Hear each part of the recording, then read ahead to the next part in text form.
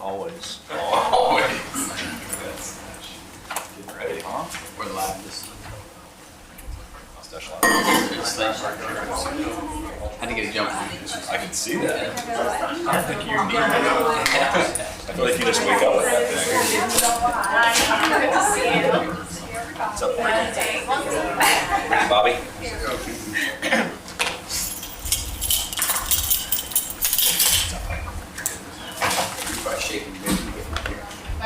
No, I had an APC meeting right near out of code. Yeah. Yeah. Well, That's an assist. Thank you.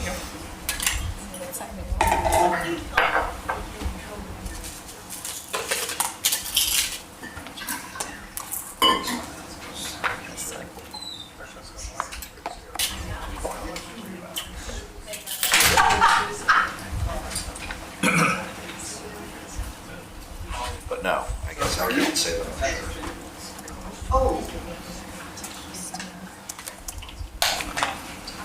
Are you good? Yes, ma'am. And the lights. All right, good evening, everyone. It's 6 p.m. I'd like to go ahead and call tonight's meeting to order. It's October 9th, 2025, and this is our regular council meeting. Lori, can I get roll call? Mayor Young, Here. Vice Mayor Sartori, Here. Councilmember Brandon, Here. Councilmember Painter, Here. Councilmember Ferguson. Here. Thank you, and I will lead our invocation and pledge tonight. Father, we thank you for your presence and guidance as we gather here tonight to serve our community. May we approach each matter before us with wisdom, discernment, and a commitment to the greater good of our village. Help us to set priorities with purpose and intention. Let us not be vague or uncertain, but seek clarity and truth, making informed decisions with courage and conviction. We also ask for your continued blessing over our dedicated staff and over every member of our community. Amen. You could please rise for the pledge. I pledge allegiance to the flag of the United States of America and to the republic for which it stands, one nation, under God, indivisible, with liberty and justice for all.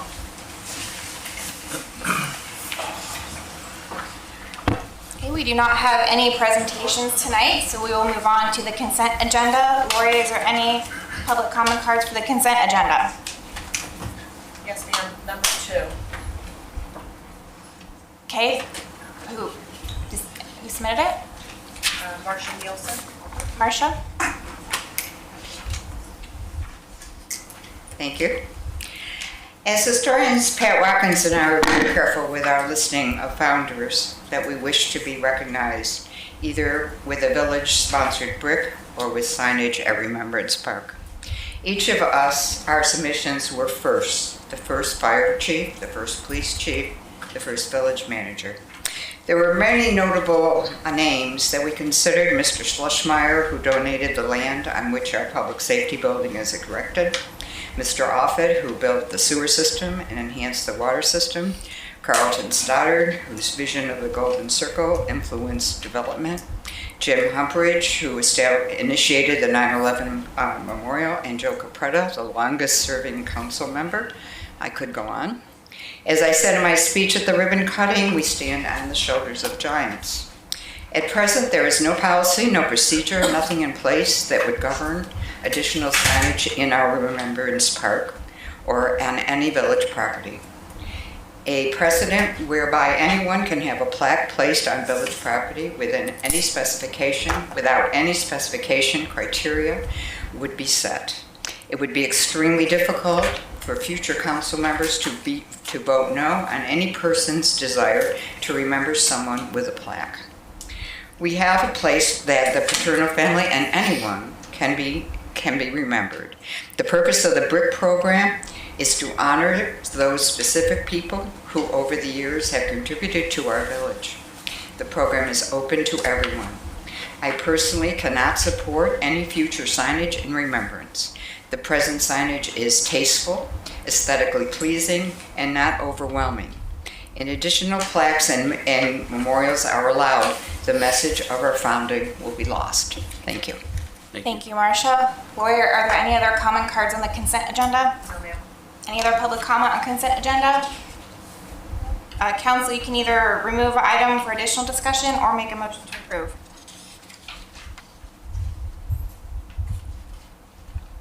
I'll make a motion to approve the consent agenda. Second. All in favor? Aye. Right, moving on to communications from citizens. Lori, are there any comment cards for items that are not on tonight's agenda? Yes, Harold Taylor. Harold?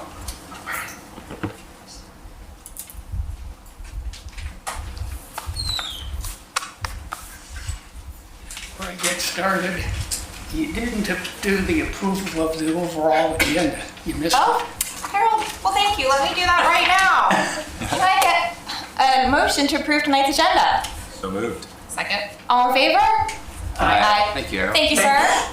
I'm sure that's not what you wanted to talk about.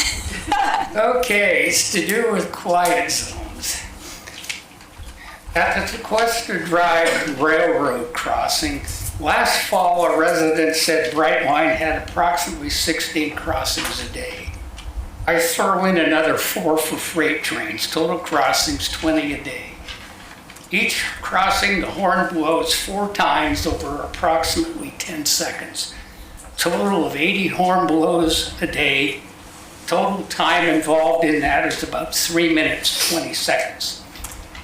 Comparing that to what has happened at Hyannis Home Construction for the year, they're doing a lot of grading, using construction equipment like bulldozers, front-end loaders, backhoes, trucks.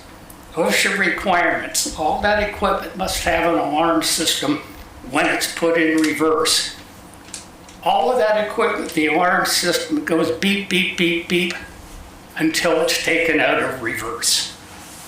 I contacted 2 manufacturers, Caterpillar and John Deere, and 2 dealers of equipment, Rain Power Cats and Dobbs Equipment.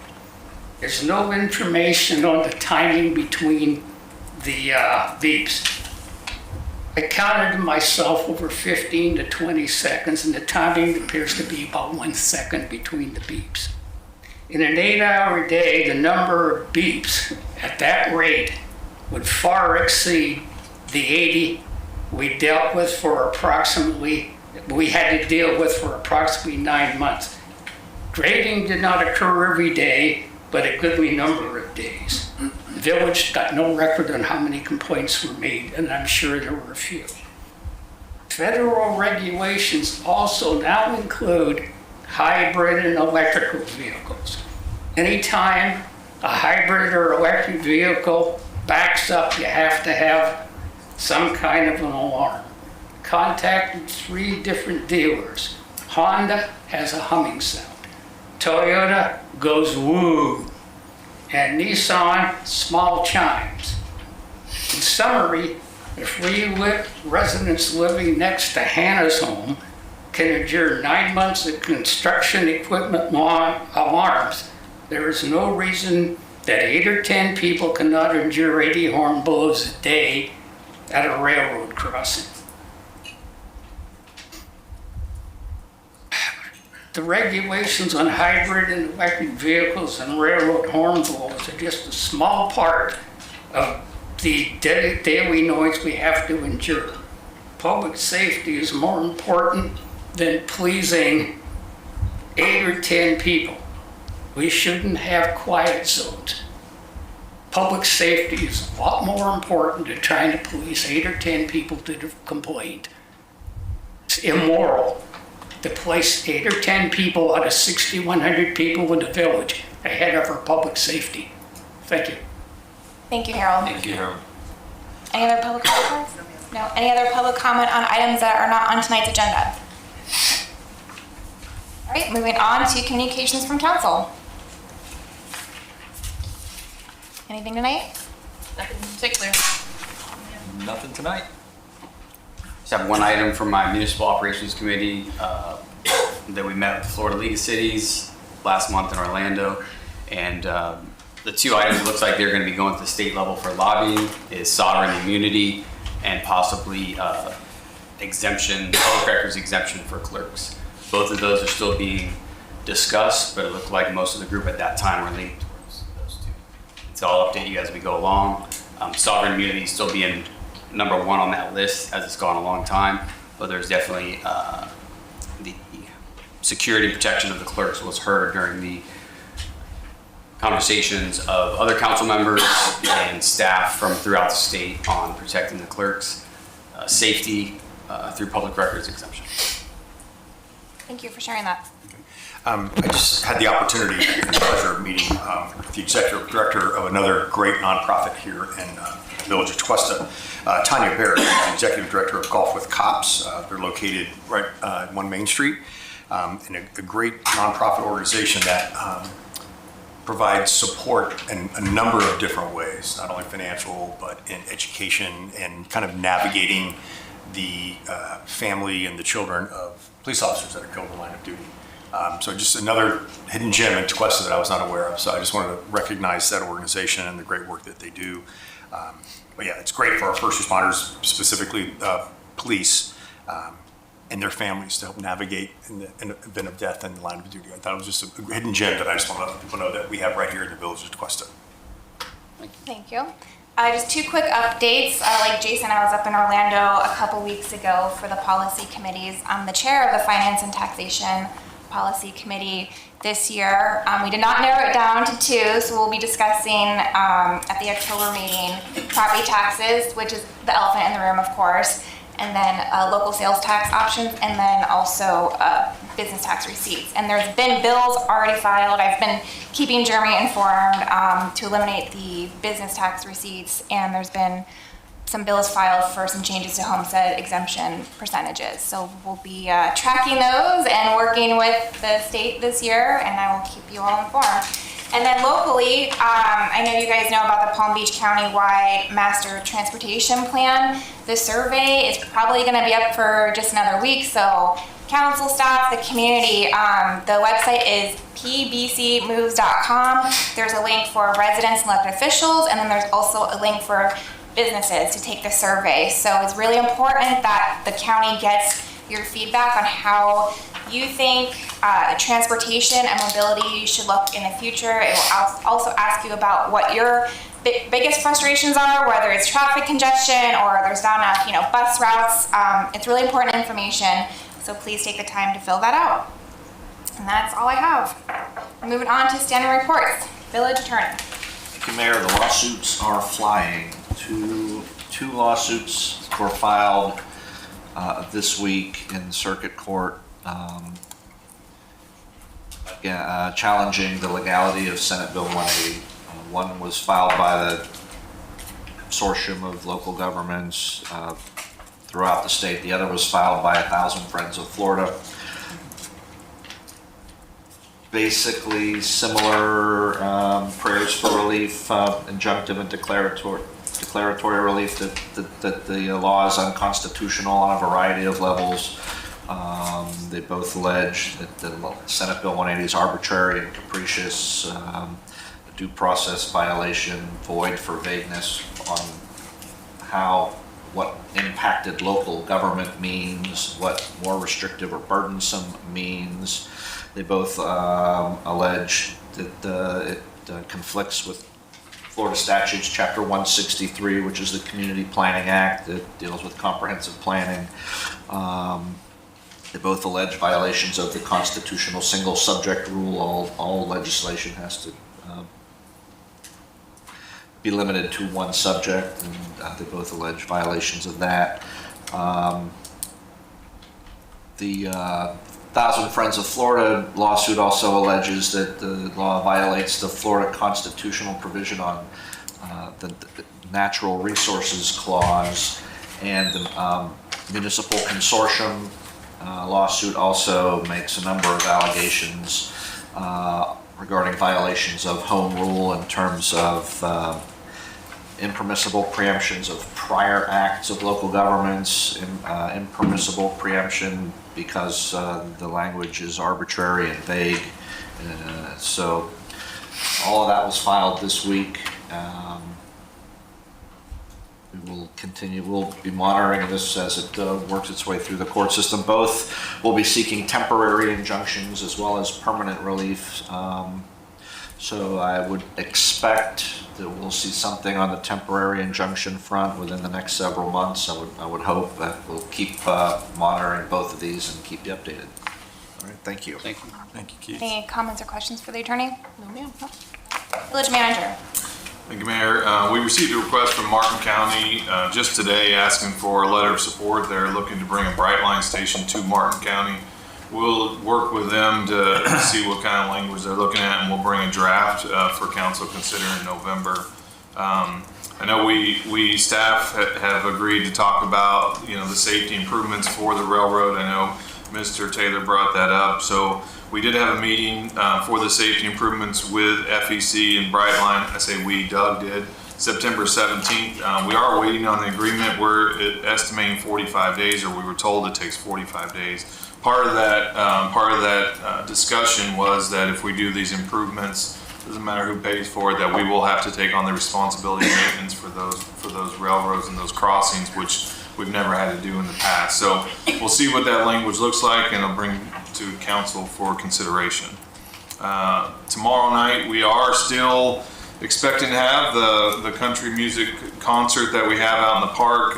We'll make a decision tomorrow by noon, depending on weather. The alternate date is maybe Saturday. So Greg is closely monitoring the weather. We hope to still be able to push forward with that. Saturday, we are having Coffee with the Cop and the Shredded event. I think the last one that we had was probably the most successful one we've had. So hopefully we can top that Saturday. October 14th, we hope that you'll join us welcoming our new officer, Julian Eason. We also will have a ceremony with the promotion of Jesse DaCosta to the rank of sergeant, and Officer Amir Yildiz, or Sergeant Yildiz, to the rank of lieutenant. And I know that's two of them that I stole from the chief, so let's see if I can come up with a third one. But October 21st, the mayor will be at the Martin County delegation meeting, and we'll be asking the delegation there to support a bill for Tequesta Park to be deeded over to the village of Tequesta. So we hope we'll be successful with that. And then lastly, just want to recognize the Paterno family. I know that was on the consent agenda and it passed. Their family has been very easy to work with. We've been working on this for a couple months, and just want to recognize them. Staff will work on and bring it to a workshop, a policy, so we can consider for council consider. But to steal Rick's line, I doubt that I can write a policy that will keep him off of that. So his reputation, I only know him by reputation, and everything that I've heard about him, he is very deserving. With 15 years of service to the village, I've never worked with a council member that's worked that long. So just want to recognize the Paterno family. Thank you for coming out in force tonight, and you know, I'm glad that we could celebrate Mr. Paterno. So thank you. Thank you all so much. You're welcome. Thank you. Any comments or questions for Jeremy? I have one question. Martin County is requesting our support for Brightline. Am I correct in saying Martin County denied the quiet zone throughout Martin County, which is one of our crossings, county line? At this point, yes. Thank you. Okay, anything else? Okay, moving on to the police department.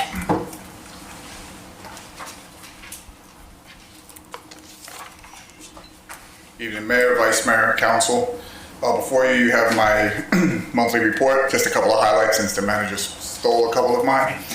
The firearm safety class, we continue that, and we also just submitted a grant for it once again for $41,000. We're waiting to see if we get it again. Regardless, we're going to continue forward with that. It's been a great success. We also wrote for a grant for identity theft and fraud, which is probably our #1 issue in the village with so many scams going on. We also offer a $10,000 grant on that, so we're waiting to hear on that. Just kind of to commend the manager on something. I had a Twesta Residents Action Committee meeting last month, and two issues that came up during that from our group was about the post office, which I know you all have talked about the condition of it. Jeremy had a long list of emails that have been going back and forth about that, and he's been on top of that, so I forwarded that to the committee. They're very happy with the village's response and, you know, the quick attention to it, as well as at the light at Seabrook and Twesta. The ding, it's a little loud, they said, you know, with the crosswalk and stuff. Unbeknownst to me, Jeremy had them come out, the county come out and lower it a little bit, so I also passed that on. But, you know, when we started the Residents Action Committee, this is what we were talking about. Little issues that if you allow them to fester and people start talking about it, they don't realize that the work that's being done behind closed doors and by staff. So they were very happy with that. So that's all I have. And I also just want to second the manager's comments about the Paterno family. I personally love Councilman Paterno. He was great with me. He was very supportive of staff and the village, and he truly loved this village. So I just want to commend. And honestly, I'm so happy you guys got it. Thank you, guys. That's all I have. Any questions or comments for the chief? No, thank you, Chief. Thank you, Chief. Thank you. Thank you. All right, fire department.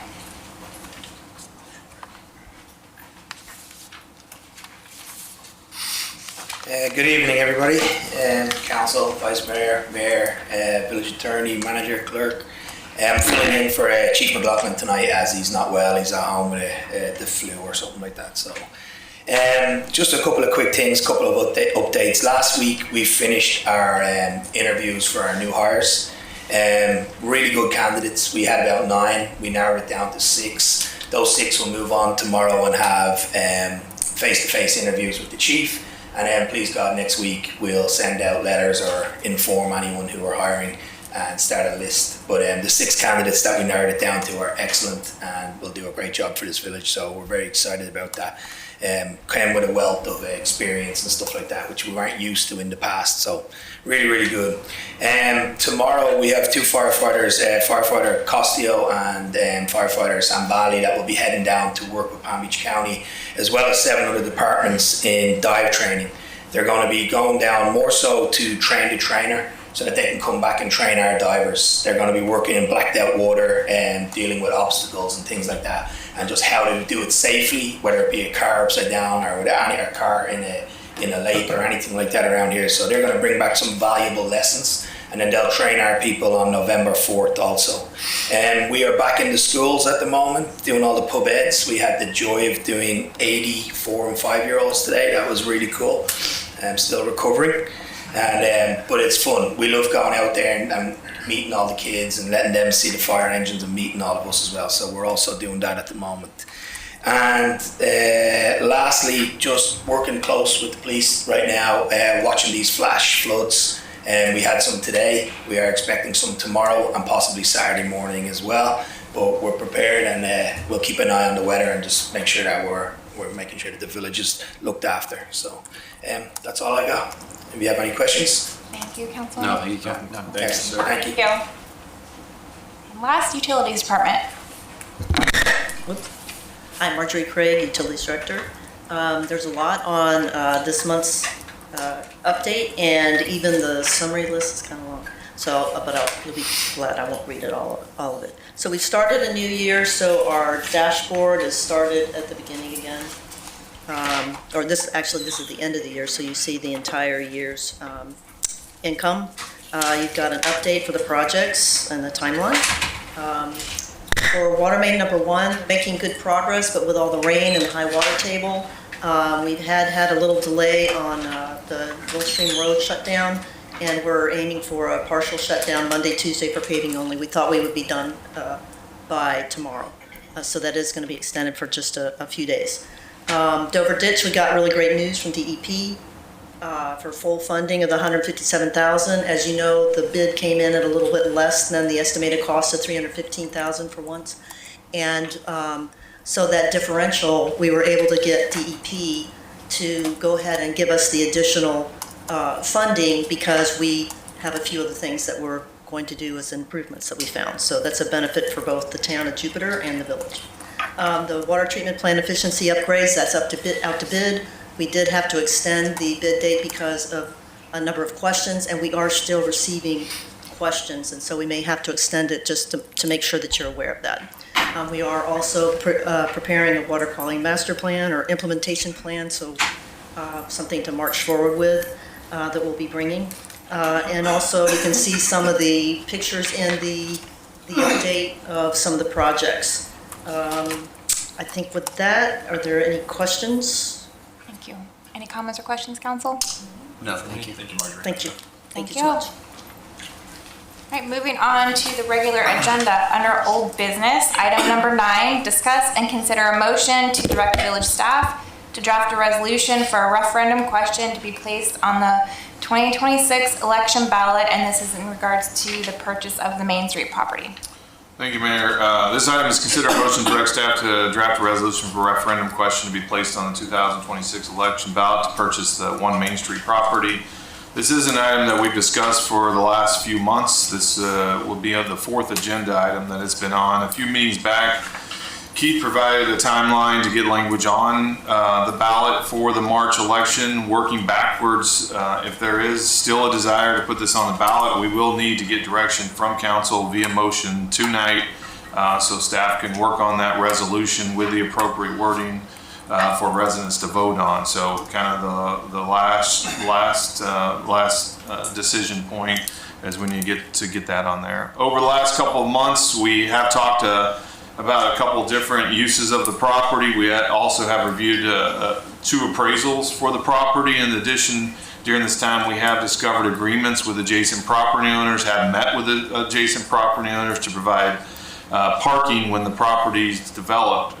One of the agreements states that when the property develops, that the property owner of the 3 parcels will need to provide 21 spaces. This is the Wells Fargo building that is to the west of the building, or the properties. And the other agreement states that the buyer will not make any submittals to any applicable government authorities that would result in parcel 4 not being in compliance with our zoning codes or laws, including not limited to compliance with parking requirements of the Village of Tequesta. And that agreement does run with the land. I've asked Jay, and Jay's been awesome trying to find the history of, we'll say, non-documented parking agreements and things in the past, but Jay has a quick presentation that he'd like to give, and so I think this will help council understand a little bit of the challenges that we're dealing with these parking agreements. Thank you, Jeremy. Jay Hutch, Community Development Director. So kind of a carryover from our discussion at the workshop last Monday. At that meeting, I said that they would not be able to have a site plan in time. They proved me wrong. So thank you to Mr. Frankel and to Troy Holloway. They got us 3 different design concepts. We got them on Tuesday, so we haven't had a ton of time to digest them, but hopefully we can give you a little bit of clarity here.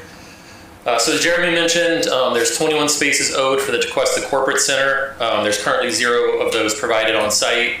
And the existing Main Street building is required to have 112 spaces.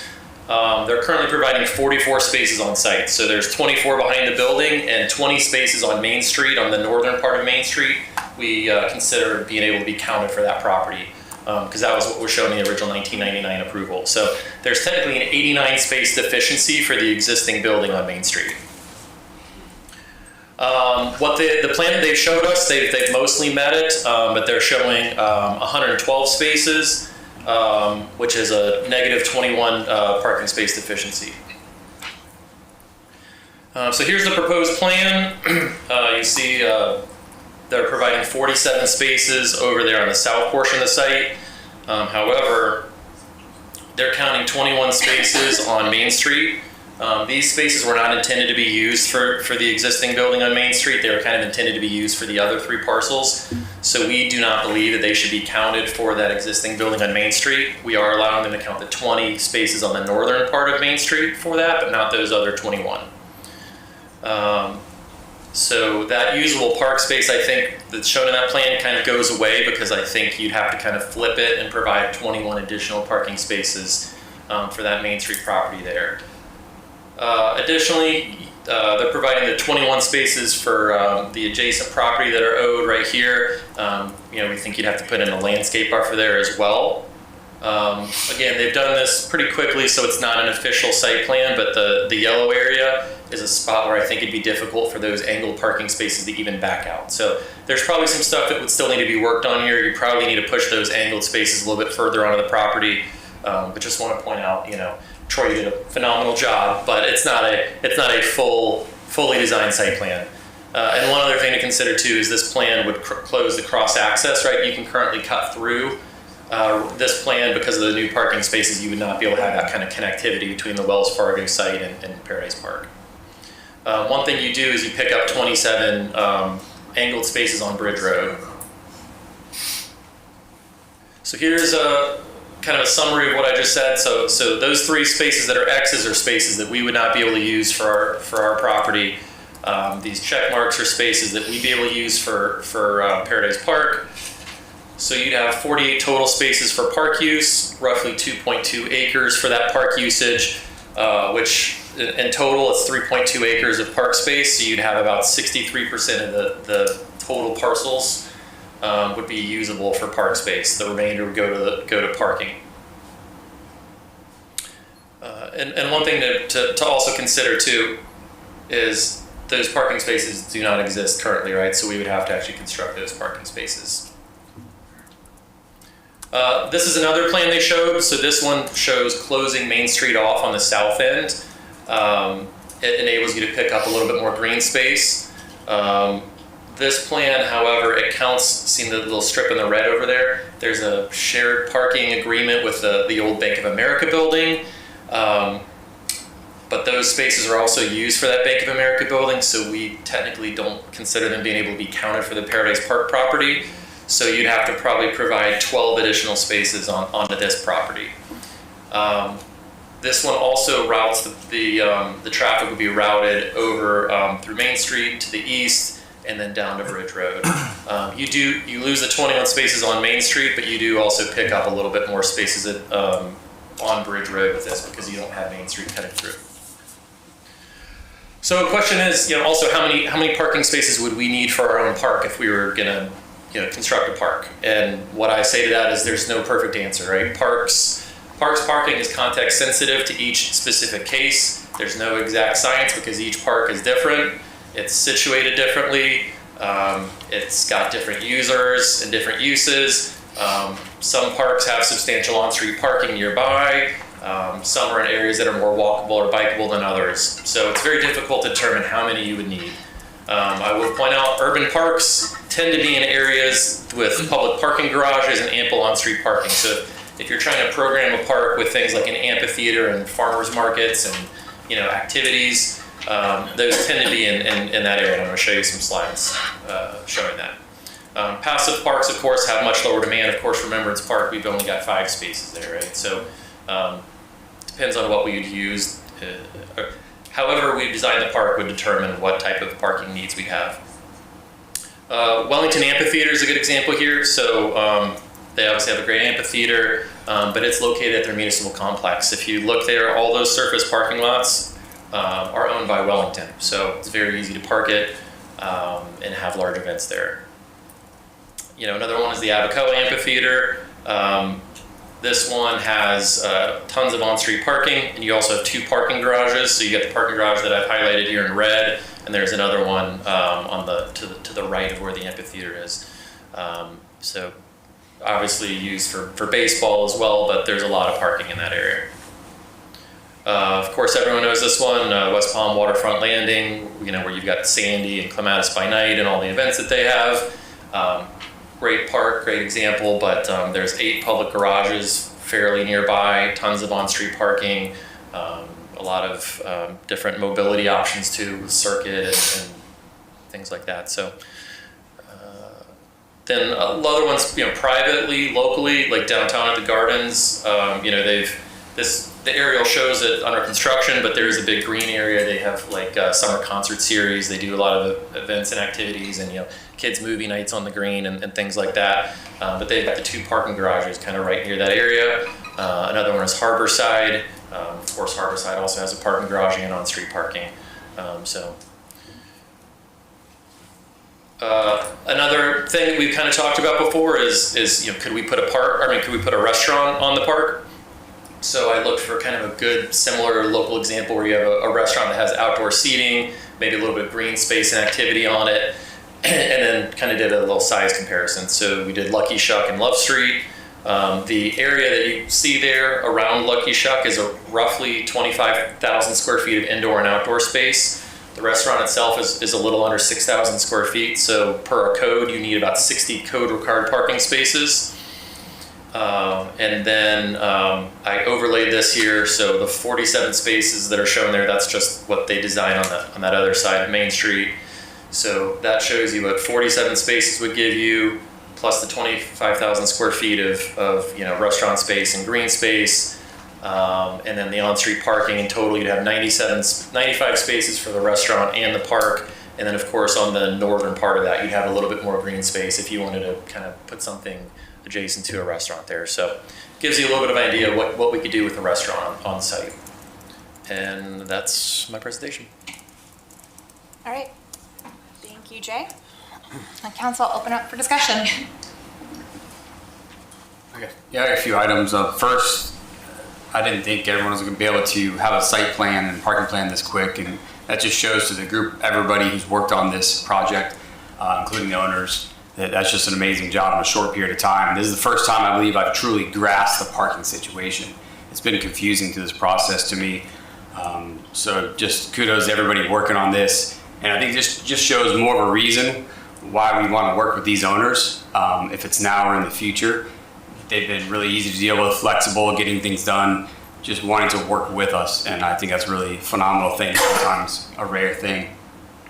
For parking, I think everywhere in Tequesta is shared parking. Even Constitution Park doesn't have enough parking for an event. Remembrance, right? We know that's only 5 spaces, but Constitution on a normal day doesn't have enough parking. So I think that's something we could work with in the future. As far as for the park itself, I think that for me, the price tag that would be the property and the park is just still way too high. I think we'd be around $10 million for a park, and I don't think we're ready to make that investment, nor do we have the funds. We'd have to go to the residents basically for all of the funds, and at this time, I think other places like Tequesta Park and other issues that we have in the village would take priority. If there was something we could do in the future that's going to be different, or a public-private partnership where we could share that cost, if it was a small restaurant or something of that nature, I'd definitely be willing to hear that. So for me, I don't support going to the ballot this year on this piece of land. I really would like to see it be developed. I would like to see something there, but I don't think we're there yet. And for something this big, I don't think we should rush it. One more year is not going to make a difference. Thank you. I can go, like. I just want to thank the property owners also, and just a quick turnaround on getting these concepts done. It was very quick, and it did help a lot just to kind of picture the whole site and the possibilities that were there. And just kind of the overall assistance throughout this extremely long process. I mean, we've been working with you guys for a very long time on this, and you guys have been extremely flexible and willing to work with us on things, so I really appreciate that. For me, unfortunately, the concepts revealed, I think, what I personally already feared to be true, that we would be required to give up a significant portion of the property that the village would be purchasing just to accommodate those the parking requirements for the site. And it did shed some light for me on the additional dollars we would have to expend as a village just to put in those improvements for parking and stormwater. And like Councilmember French said, it's probably like with the purchase price of the property plus the improvements, you're probably right around that $10 million number, which, for some municipalities, they can swing that. For our village, that's a big number. It's a lot of taxpayer dollars. And, part of our role on council is to fully vet everything that comes before us. And I am confident that we did that on this one. And it pains me to say this because I really, really wanted this to work for our residents. I think it would have been just an incredible asset for our village. right now I cannot support moving forward with the resolution for the referendum, just based on mostly the price tag alone and, you know, the taxpayer dollars that would have to be expended to make that happen. And I just, truthfully, I don't have a good enough grasp about, you know, the affordability of it if we did do it, you know, the maintenance and, but again, I'm very appreciative to everybody involved on this, because this would have been great to make work. I wish we could have. I agree. So to the owners, I knew you could do it. I believed in you. I actually think I joked with the manager. I said, watch, they're going to come back. They're going to figure out. It is rough. It's not super detailed. It is rough. I'm disappointed that the parking proposal would be on a different lot, because that means we would have to spend money to convert the current parking lot into usable green space and create a parking lot. Also, creating the parking around the perimeter, that's going to cost a lot. We talked a lot up here recently about utilities, and there's utilities underneath there, which I know we're all aware of, the flow of the ingress and egress of the properties around it, the new shared parking agreement we were alerted to, that's lovely. I'm still in favor of asking the residents to vote on it. However, like I said last time, not on this timeline. This is not the right timeline, because I don't think this deal is completed enough to present to the residents to vote on. I think the price tag needs to be discussed in a realistic manner, because we're not a development that's going to be building housing in a commercial property. It's going to be completely different. So I think a seller, and I'm not putting this on them, but any seller, you know, I put myself in their shoes and looking at what they could sell it for and what it could be. I think this is just a very unique situation. And again, I go back to that price tag. We'd have to fork out a ton of money afterwards. And so if the residents were to vote on a bond, it would need to include some leeway in there as to what we would apply to the property to accommodate, one, the parking, and a use, because we need to make some sort of funds on the property too. It can't just sit there like it is. So it's very unfortunate. It hurts. Like Patrick said, it hurts. But I think this time for us vetting as elected officials, I don't think it's vetted enough. I don't think it might be the right time. And again, we're not a developer. So we're a town trying to buy a property that's different from a developer selling to a developer, and they're developing similar things. I don't know the answer. I just know right now is not the right time to ask the residents for a referendum, especially with that price tag, considering what we would have to put into it to create more parking, meeting accommodations for the fellow properties around it, and finding the right layout to use to make some sort of funding back. And that's where I sit. Thank you to Mr. Frankel and Mr. Paterno for just bearing through, following through with us. I echo a lot of what my colleagues have already said, so I won't really rehash those. My biggest concerns are buying 3 parcels and really the only ability to use 2 to 2.25 of them. If we did acquire, there'd be some parking concerns for any VOT-sponsored events. And as much as I want to, I think this is I've always called it, when we had discussions about our overlays, I said this is an opportunity. It's called One Main Street for a reason. It's an opportunity to be a signature destination. It could be a park. I think, but right now, taking this parcel off the tax rolls is one of my biggest concerns that I've talked about. We have Remembrance Park Phase 2 to digest. We have to really see what the usage is and the cost to maintain Phase 1. We've got to digest and try to complete Phase 2. We've talked about Tequesta Park. We maintained that for a number of years. And if we do get that property donated to us through the state, then we will have to continue to maintain and probably retrofit. And that's why we took the exercise of getting 90% plans done. So I think we've got a lot of park space here already that we need to digest and understand. As I said, I don't want to take it off the tax rolls. You know, right now is vacant land. I said last month, I don't see that. That's not the end all. It's about $65,000 in real estate income. I am definitely afraid, I've said this the last 2 or 3 meetings, of there being some type of ad valorem tax repeal. And if that's the case, if we lose 5 to 10% of our real estate income, that's 10% off of our general fund. And that's concerning to me. We spent a lot of time and effort on our overlays. Prior councils and prior staff have done a tremendous amount of work on our zoning districts, and this is a mixed-use property. I would hate to take it off the tax rolls before the next year till we find out really what the state of Florida is going to do with property taxes, because it can be developed, and I don't know what the number would be, but it could be several $100,000s in real estate tax income to the village. And I think is the fiscally responsible thing to do. If there was not a repeal being floated at the state level of some version of property taxes, I could get a bigger comfort level and a better comfort level of taking this off the tax roll and changing the zoning and make it a village park. But again, having said, to do that, we would have to buy 3 acres and you only be able to utilize 2. And I don't think that's a good use of taxpayer dollar when it comes to that. I said before, I've had a lot of people say buy it, but I don't want to pay for it. And the village does not have the financial resources right now. We would have to deplete every reserve fund that we have to do that. So I don't think this is the right time. So I echo what my colleagues have said, but I'm leading with, as much as I'd love to buy it, I'm leading with my opposition is taking this thing off the tax rolls. I don't think it's fiscally responsible for us to do that. And I think that's one of my roles up here on this council is to do what's best for the village financially for years to come. And I think generating several $100,000 worth of income is better at this time than taking it off the tax rolls. Thank you, Vice Mayor.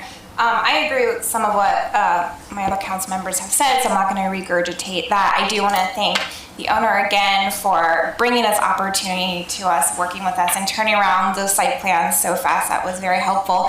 I'm just going to repeat what I've said in the past couple meetings. I don't think it is fiscally responsible for us to take taxpayer money to purchase property where a good portion of property is going to be for the use of adjacent private property owners and not for the public. So I'll kind of just leave my comments at that.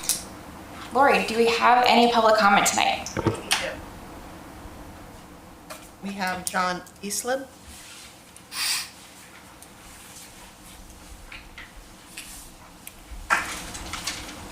Good evening, council members. John Eastland, 250 Twesta Drive. I'm one of the adjacent property owners. And obviously, these parking space requirements were committed through our assignment. We were actually the low or high bidder to buy this property for $520,000 20 plus years ago. And to assist the village, we assigned that to the previous property owner. But at any rate, to bring us up to where we're at today, I think Jay's done a wonderful job kind of summarizing all the issues that surround this piece and everything. And I think you see the complications for potential amphitheater or restaurant uses. I just don't think there's adequate parking, obviously, without intruding on the other adjacent properties, myself being one of them and Betsy Minnelli being the other. That being said, are you going to get your value for it out of it being a passive park, just green space? Again, I think you guys have already kind of leaned in that direction that that's not probably the best use of the village's financial resources. So I just wanted to clarify that. The second thing that I also wanted to address in the evening, which is this evening, is also about this property. I recently have encountered some circumstances regarding my property for liability and insurance issues that, as I've done in the past, allowed parking for the chili cook-off and Tequesta Fest that used to go on. But due to current situations, I have advised the village that I cannot allow any access onto my property for this event.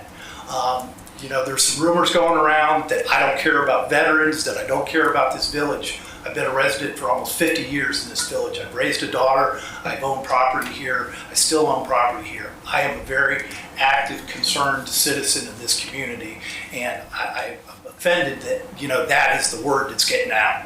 It is strictly a business decision that if I was to lose my liability insurance, I would be in a world of trouble. Insurance market is extremely challenging on many aspects, and I continue to support the council and the village in a lot of ways in that, but unfortunately I can no longer do that, obviously, for these reasons. And I hope that, people, I've talked to Jeremy about it, and, obviously the business side of it, you can understand. I can't operate without insurance, and I can't afford to have another, slip and fall or anything like that. Keith addressed, litigations or lawsuits are flying everywhere, and they are. We are a very litigious society, unfortunately. So I wanted to clarify that to the council as well, and hopefully you guys can understand that. Thank you for your time. Thank you, John. Tom Frankel?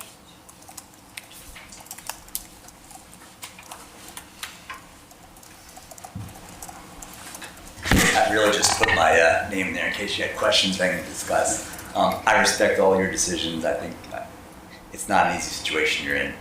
And we'll continue to try and work with you, whatever we end up doing there. So that's really all I have to say. Thank you. Thank you, Tom. Appreciate it. Okay, any other public comment? No? All right, so I think the motion will be to deny. So moved. Second. All in favor? Aye. All right, moving on to old business, agenda item 10, consider approval of the mobility plan.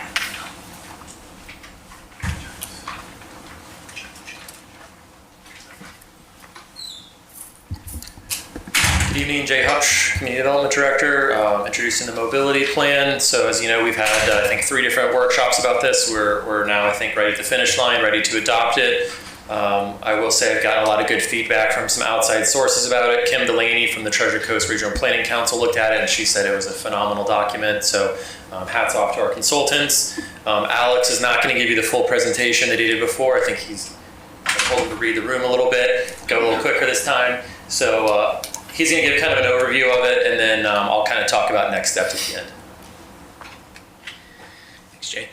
Thank you all for letting me speak again tonight. Alex Reesbeck, Kittleson and Associates, the consultant on this. I promise to keep it much shorter this time, but just a brief overview for those in the room, and then some updates based on the comments from y'all and from some of the stakeholders and folks that we talked to after. So just a quick reminder what this mobility plan is and what its purpose was.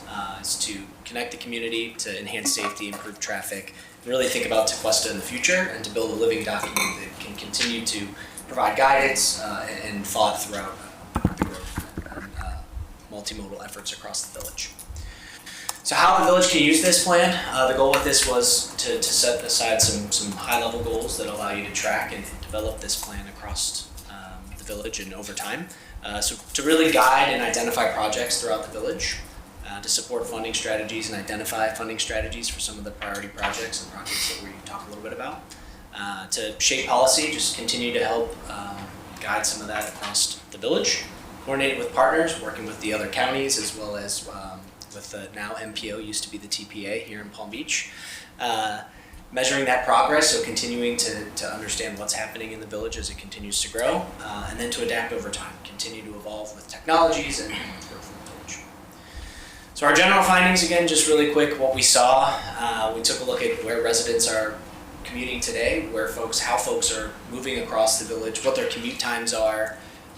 We look at the average person going around 27 minutes, whether they're coming into the village for work or whether they're leaving the village to go to their job or their home, vice versa. And then we looked at kind of what that looks like across the state average. The existing conditions kind of helped us build that baseline, which is this synthesis map, which is some of that data that we saw for some of the high-level areas of issues where there were crashes or areas that needed for connectivity. We also took all the feedback we received from our 2 public events and incorporated that in our findings. Started to look at where there are dangerous intersections, areas of interest that we could continue to focus some of this multimodal efforts towards. The connections to the parks, how those work, and those different opportunities within the village. For our outreach and the results, we had really good feedback, almost 300 total interactions across our 2 events, which was really good. 150 of those being online across the survey, and then 125 in-person interactions across the 2 events. They were really great, and they helped us kind of guide a lot of the decisions, especially towards the priority projects, which we'll dive into quickly. So as a reminder, we built out the mobility plan to be based on a set of goals that can help us identify priority projects and help you all identify future projects after this mobility plan. So we really focused on these 6 areas: traffic operation and calming, safety, access, multimodal, pedestrian, bike, and transit, and then sustainability and wayfinding. all with the goal of increasing connectivity, improving streetscapes, keeping that character across the village, and protecting vulnerable users and obviously increasing safety across the village. So we landed on 10 priority projects, but there are really 3 larger buckets of projects. And this was from feedback that we heard from y'all kind of the first time out, is how we can kind of tie these efforts together, but really right-size them so that they can be built across the village and not just put on a shelf because they cost too much or because they're too big or too ambitious. So these 3 are this river to ocean trail, connecting across the village, which I'll touch on a little bit on the next slide, some of the changes we made based on the comments we heard from y'all last time. The Old Dixie Linear Park, looking at that area along the rail line and how we can activate it as a space to connect north to south across the village. Then just some general safety and intersection connectivity improvement projects scattered across some of the intersections that were identified throughout the process, excuse me. So we landed, this map kind of highlights the different areas that we're talking about. So starting with that river to ocean trail, kind of starting at the County Line Road where the cemetery is, working our way back down towards the Jackson Natural area. And then crossing over down Riverside and coming across on the backside of Remembrance Park. So part of this is how we can tie into that, and then working down Seabrook, and then across DeQuesta Drive, all the way over to Dixie as we work through to Bridge, and then down to the Jupiter Inlet. And so this trail we thought of in this kind of 4 to 5 different pieces that would allow for the village to build into it, to start making these connections across several of the great parks that you all have talked about a lot tonight. A big piece of this that we also heard is how we can continue to connect westward towards the communities, towards the country club. So we identified Tequesta, you'll see it as more of a blue line for that village safety improvement, but in the documentation we included for future expansion along Tequesta Drive as the River to Ocean Trail continues to connect out to the bridge and then to the communities near the country club. With Old Dixie Linear Park, again, just that area that we can activate, kind of creating that spine up to Tequesta County Park, and then back down to the inlet area. And then last, the village, the safety improvements areas, you'll see a lot focused in the center, especially towards Tequesta Drive, several focusing on how we can change the geometry around some of these areas and kind of soften for the pedestrian, while also improving multimodal elements, widening the sidewalks where we can. So here's kind of that high level cost estimate that we shared last time, just all pulled together. We see kind of those 3 buckets, the larger sums, closer to $3 million for the river to ocean in total, but broken down into smaller segments that allow for it to be built in and phased in. Kind of just a reminder that all of our cost estimates are built out and broken out so that pieces from each can be pulled and developed as needed. So as you're looking at this and you say, oh, we want to develop the intersection at Tequesta, but we can only do the shared use path, well, that piece is broken out as its own cost and can kind of be worked through as these projects are being developed. And then the second portion of this plan was really focusing on the program and policy recommendations. So taking a look at what's happening across the area, but also a lot of the things y'all have today already started and or have great foundations for. So continuing to align the mobility goals with the long-term and long-range plans, committing those to connecting with the county plan that's ongoing right now. Thinking about how sidewalks are required or bike parking in general as we develop mobility projects. Kind of reevaluating those minimums to allow for golf carts and low-speed vehicles to be included or in a share of parking dedicated to them. Vision Zero, continuing to commit to that as others are in the region, but also at the MPO. And then continuing the placemaking and streetscaping efforts that are going on in the village today. Some great streets out there now, so keeping a lot of that character.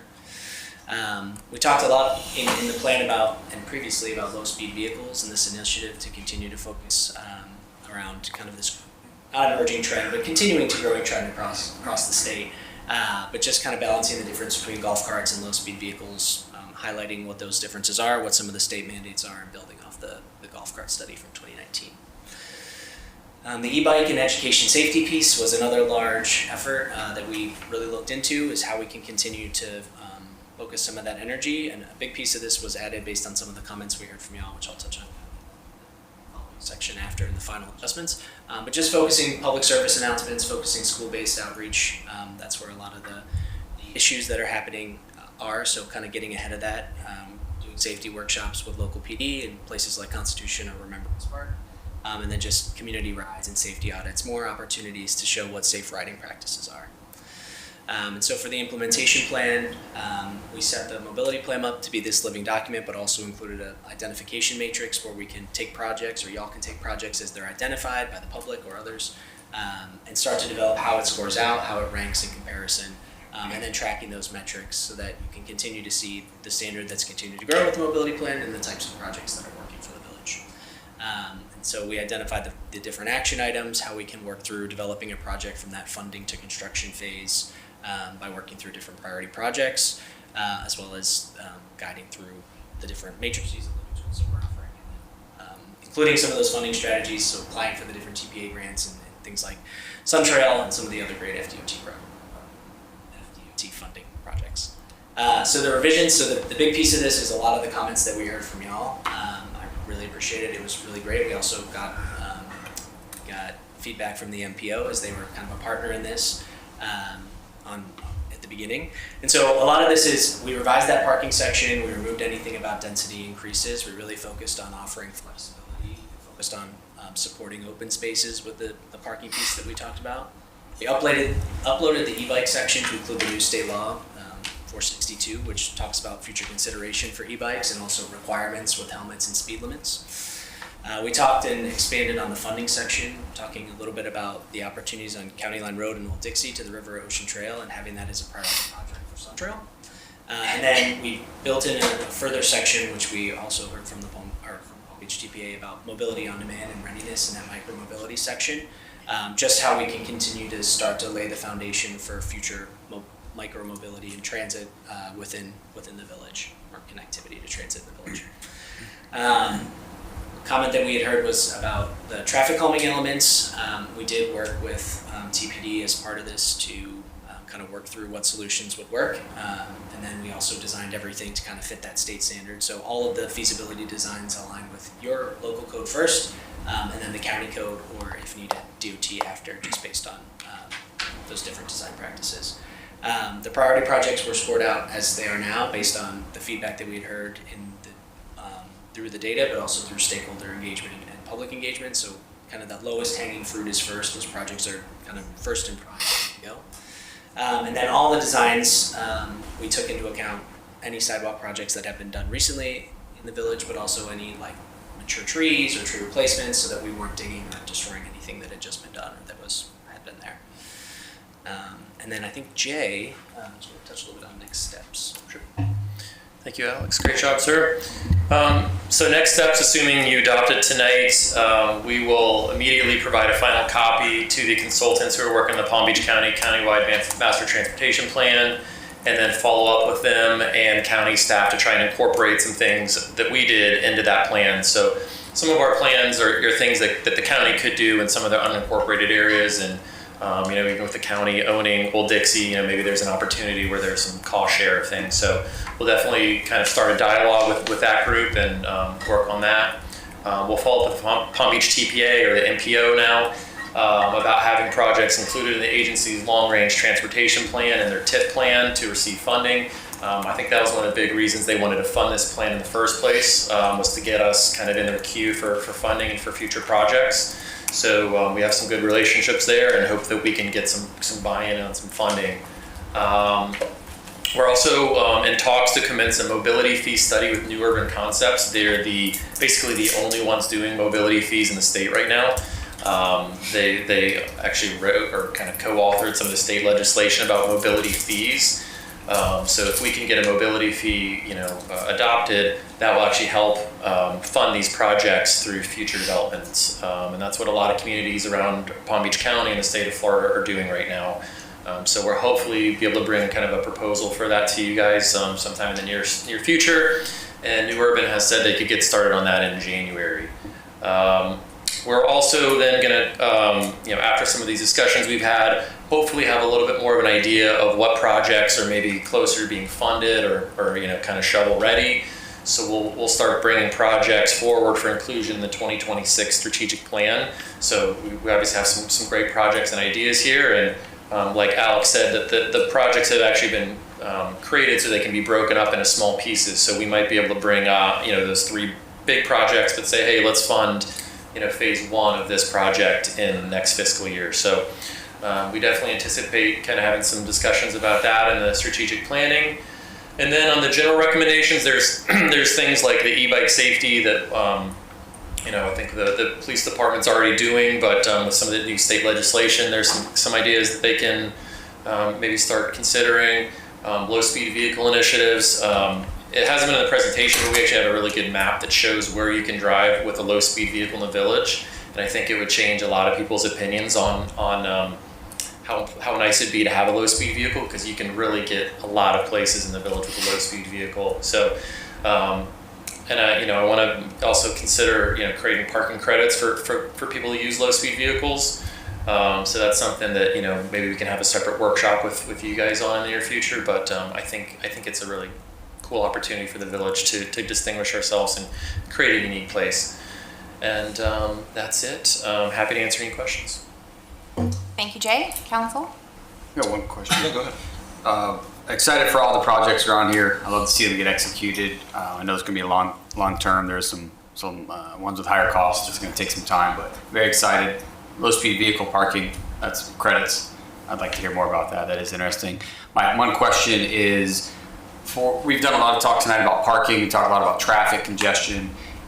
When we look far out, and there's a lot of funding going into us, all right, as we get into autonomous or robotaxi, are we looking out 10 years to see what that effect is? Or is it more of, hey, we're continuing on this trend until there's the real drop-off? Is any of that discussed? Do you mean like AV or any autonomous, at the micromobility piece, or from like a general driver perspective? More, general driver, as far as looking out, as we're going to invest a lot of money into parking traffic, and then all of a sudden we're not going to have a parking traffic problem. Yeah. And where does that leave our community? Yeah, and it's, I would say the next 10 years is optimistic, right? There are cities that have autonomous vehicles that are working through those kinks right now. There's always going to be a need for parking, as long as there's always going to be a need for cars. And eventually it's just going to mean, is the car going to be able to take you where you're going and park somewhere else, which I think is what you're talking about. And then, where we are now, which is park as close as you can, you're able to walk in. I think as we see mobility trends continue to change, that question is going to find a way to answer itself through traffic that we have today, but also demand. So areas where we see more folks wanting to be are going to offer more of those opportunities to right size what they need. So as the technology catches up, I would say we have that section that we talk a little bit about it today, and we reference things like Circuit and other things in Palm Beach. Definitely to be continued to think about on the broader transit scale. On the personal transit side, I guess, or on the personal home vehicle side. I think it's just going to continue to depend on where the legislature goes. I know they're having a lot of issues in Texas right now with some of the robotaxi rollout. I know Arizona is not, so I guess it's going to continue to change state by state. We do a lot of work in Arizona, and we do a lot of work with Waymo in particular, and their autonomous vehicle producer. They still street park in many places. That's one of their preferred. It's just the way that they have their vehicles set up. They have a lot of kinks, right? So that's the place where they kind of have their biggest issues. So we'll continue to see that to change, and there is a piece, but there will be challenges as it continues, and that'll be about how you balance parking in the future and kind of where you kind of set that fine line for that. Thank you. All right. Well, thank you, Alex, correct? Alex and Jay. As I said last time, you guys presented some very cool ideas for some potential future projects for our village that obviously don't know how we'll fund them yet, but at least we have a plan now, and we can plan for the future with this. This was something that was on our strategic plan that we all collectively thought was important enough to spend some time and money on, and also great that I think it was at least half of it got paid for through grants through the TPA or NPO or whatever it is now. I don't really know. So I'm in favor of approving the mobility plan for all the reasons you said, but I think just that we can now submit this to the NPO, am I saying that right? NPO or the old TPA, and other strategic funding sources to just get in that list of, ways to find grant and potential other strategic funding sources, I mean, that's great. In the meantime, we can just start, thinking about what we want to do, what we want the future of Tequesta to look like, and figure out how to pay for it all. So I'm in favor. No questions or comments because we've gone through this with you. We've spent a lot of time with you. Thank you. Thanks for taking all of our feedback and trying to adapt as much as you can with that. Thank you again, Alex. One question on the low speed, on the parking. Talked about flexibility with parking. Where would we recommend, or is there like an example of where we would recommend an area that wouldn't impact the current parking? Because I'm in favor of encouraging low speed vehicles. I mean, give me a little bit more information on that. So that's a great question. So I actually, in North Palm Beach, I put something in the code where you could use up to 10% of your required parking spaces could be used for low speed vehicle parking, but you had to demonstrate that that residents could actually drive low speed vehicles to your area, right? So, I mean, right over here is a perfect example of it, right? Mm-hmm. But I think I wish I had the map to show you guys, but you can get to virtually all of our commercial areas from some residential area. So I think there's an opportunity there. Like I said, though, you'd want to cap it at like 10% because you wouldn't want a parking lot to just be low speed vehicle parking. But I think that's a good step from the start. And of course, I think there's maybe an opportunity to retrofit some village facilities too to start doing low speed vehicles, right? We could fit, I can't remember what the number is. I think you can fit, what is it? Do you know what the number would be? Maybe like 3 low speed vehicles for every 2. Maybe it's 4 for every 3, but there's more efficiency you can pick up from a space perspective. So that's something we could also do in village facilities. Okay. I'm excited that it gets cars off the road, and I think it would encourage more mobility around there. So thank you for taking all the concerns and comments into consideration, and I'm excited to move forward. So thank you. Yeah, again, great job getting all the revisions in there. I think you really picked up everything that was spoken about at the workshop. And are you able to send the low-speed vehicle map to Jeremy so he can distribute it? I want to see this. I will. I'll send it to Jeremy, and then I do. Once this is adopted, I was hoping to put something in smoke signals about it. Get a little push out there, and then, like I said, maybe have a workshop with you all about adopting or amending the parking code. So I think that's a good way to kind of incentivize people to do it. Okay, and I think it's exciting that this is done in time that we can send it to the county so WSP can consider it as they start to put together their plan. And kind of what Councilmember French touched on, when the county comes up with their plan, like they might have some options like that in their plan. And so the idea is, they'll take some of the city stuff, but the county might have stuff that we haven't thought of that we could use as well. So I think it's going to be really exciting to see what they come up with, and I'm glad we're able to participate in the manner that we can. All right, I have no additional comments. So is there any public comment? No. All right, can I get a motion? So moved. Second. All in favor? Aye. Thank you. Thank you. All right, on to new business. Agenda item 11, ordinance number 09-25.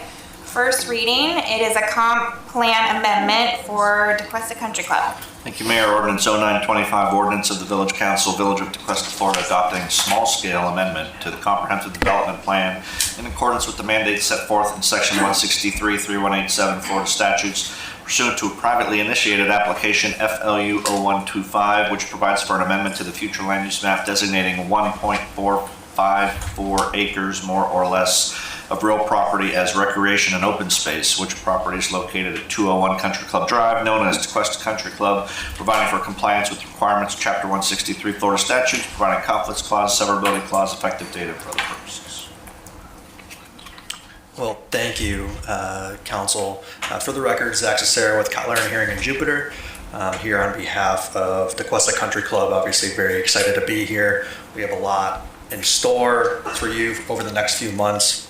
I know we were in front of you about a month or two ago for the conceptual review. So tonight we're asking for approval of the future land use amendment and rezoning. Of course, coming soon will be the site plan aspects of the redevelopment of the country club. So tonight we're really talking about these 2 out parcels on the club. This has always been a part of the development of the club since really its inception in 1957 when the population of Tequesta was 300 people. So we're not talking about the entire golf course here, we're just talking about these 2 out parcels. You can see they're taken up by the existing cart barn and the existing maintenance facility. And then moving forward here on my next slide, I just superimposed our proposed site plan, obviously not approved yet. We're not voting on that tonight, but you can see that the use of these parcels just remains the same. So this really makes a lot of sense. And to be rest assured, we've taken your feedback as well as the residents' feedback, and we are not including that parcel across the street that is the parking lot. That is not part of this application whatsoever. So you can see the existing future land use map on the left-hand side of your screen here. All we're doing is proposing to go from low-density residential to rec and open space. It's the same land use as the entire golf course and the same that it has been since 1957, and very similar with the zoning map going from R1A to rec and open space. So just remaining compatible with the golf course use. I think I might have a lag here. Oh. Okay. All right, so in summary, a couple bullet points here. We want to provide the necessary framework to proceed with the redevelopment of the entire club, the maintenance facility, the clubhouse, and the cafe, or formerly known as the halfway house. Most importantly, this will bring these parcels into compliance with the code, the comp plan, and just the overall use of the golf course. And it'll properly reflect the long-standing rec use of the golf course. And I've added some renderings here, some beautiful images of what we will be proposing to you, the new clubhouse there. And then as a sneak peek, this will be developed, of course, in 2 phases, as you know. The cafe and new golf maintenance will be done as a part of phase 1, and then the clubhouse will begin in phase 2. But again, that's just a sneak peek of what's coming.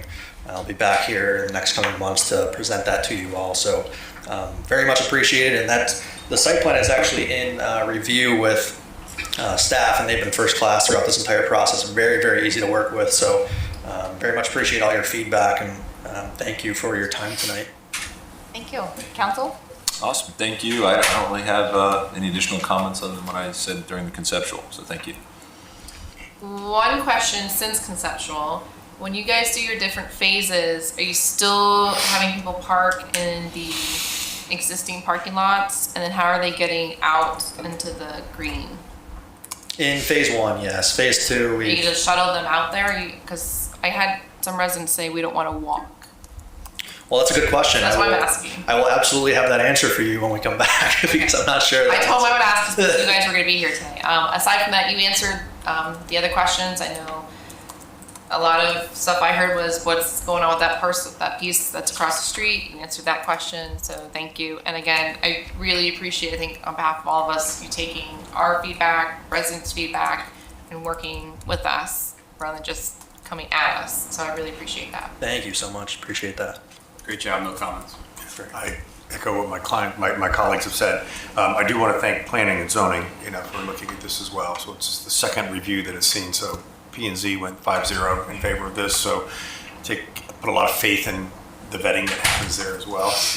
And thank you, as Councilmember Brandon said, for re-emphasizing and very much a strong emphasis on nothing happening across the streets. Absolutely. Thank you very much. Thank you. Public comment. Thank you. Any public comment? No? All right, can I get a motion? So moved. Second. All in favor? Aye. All right, agenda item 12, ordinance number 08-25, first reading for a rezoning for the same country club property. Thank you, Mayor. Ordinance 0825, an ordinance of the Village Council, Village of Tequesta, Florida, providing for the rezoning of certain real property within the corporate limits of the Village of Tequesta pursuant to a privately initiated application REZ 01-2025. Property consists of 1.454 acres, more or less, of land located at 201 Country Club Drive, providing that the real property, which is more specifically described herein, shall be rezoned from the village zoning designation of R1A single-family dwelling to the village zoning designation of recreation and open space, providing that the zoning map of the Village of Tequesta be amended to reflect the proper designation of this real property. For any conflicts, clause severability, clause authority to codify I'm sorry, not an authority to codify. This is not codified. Effective date and further purposes. Jay, is there anything else to add for this one? Nothing further. Council, any comments or questions? No, nothing for me. No. Any public comment? Can I get a motion? So moved. Second. All in favor? Aye. Thank you. Thank you. All right.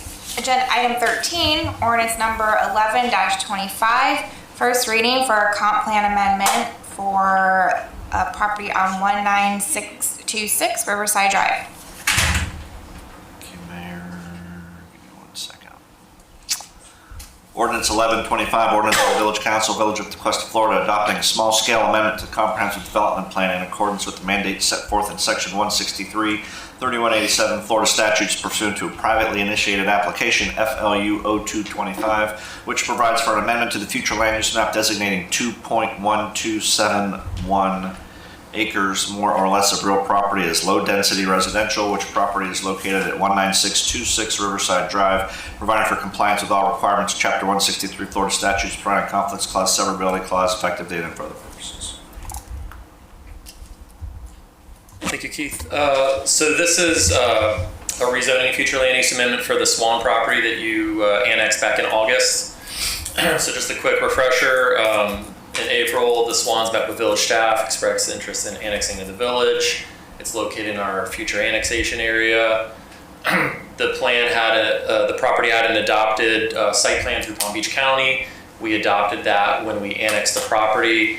The site plan contains 8 lots, 3.75 units per acre, which is below the maximum allowed density of 5.4 units per acre. And the low density land use, which is what we're proposing to designate this, so it will be compliant with our density. Again, the Swans indicated to village staff they didn't want to have to go through our site plan approval process. It was lengthy and costly. They did not want to pursue annexation of the village if they had to do that again.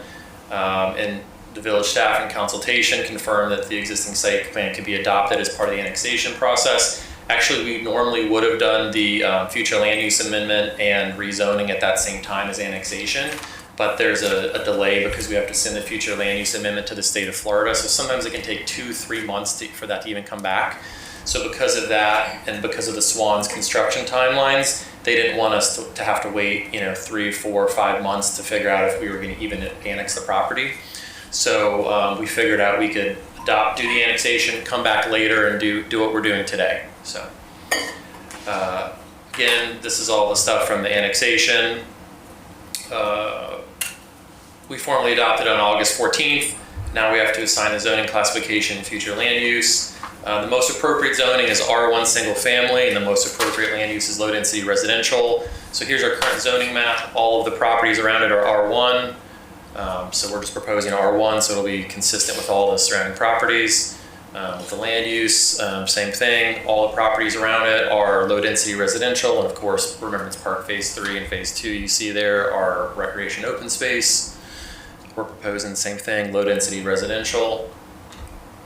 It's consistent with the comp plan, a few of these policies and objectives. On September 18th, PZB, sitting as a local planning agency, voted 5-0 to recommend approval of both the rezoning and future land use ordinances. So if the council finds that the proposed rezoning and land use map are compatible with surrounding properties, will not adversely affect the public health and safety of Tequesta, it should vote to approve the ordinances. So if you do pass it on first reading tonight, along with the previous one that just happened, they will both be transmitted to the state of Florida for review. The state's gotten a little bit better at it, so it's possible we can have it back in December for second reading, but it'll probably be December or January for second reading and final adoption. And that's my presentation. Thank you, Jay. Council, any comments or questions? I don't have any. No comment. Nope. Any public comment? All right, can I get a motion? So moved. Second. All in favor? Aye. Agenda item 14, ordinance number 10-25, first reading for rezoning of the same property off Riverside Drive. Thank you, Mayor. Ordinance 1025, ordinance of the Village Council, Village of Tequesta, Florida, providing for the rezoning of certain real property within the corporate limits of the Village of Tequesta pursuant to privately initiated application REZ 0225. Property consists of 2.1271 acres, more or less, of land located at 19626 Riverside Drive, providing that this real property, which is more specifically described herein, shall be rezoned from the existing Palm Beach County zoning designation of residential single-family RS to the village zoning designation of R1 single-family, providing that the zoning map of the Village of Tequesta be amended to reflect the proper designation for this real property, providing conflicts clause, severability clause, effective date, and for other purposes. Thank you. Do you have anything else to add? Nothing further. All right, council, any comments or questions? No. Any public comment? No. Can I get a motion? Second. All in favor? Aye. Agenda item 15, ordinance number 07-25, second first reading of a zoning text amendment to marina use.